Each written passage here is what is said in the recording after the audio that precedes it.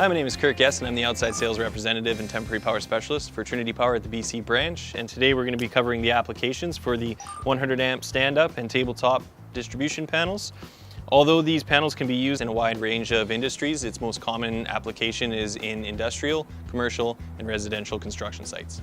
They're popular with the electrical and general contractors due to the various plug configurations and are outdoor rated and easy to move around on site. They're used to distribute temporary power when permanent power is not available.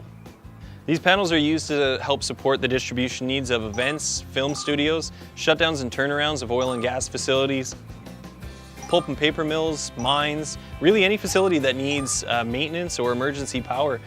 These panels will power tools such as LED lights, grinders, welders, laptops, mobile devices if so inclined, and one of the receptacles could be used to power a small satellite office trailer. These panels are very versatile. To learn more, please watch the specifications video that goes into greater detail about the plug configuration, breakers, and more. To do so, please click or tap the link in the left corner. Thanks for watching.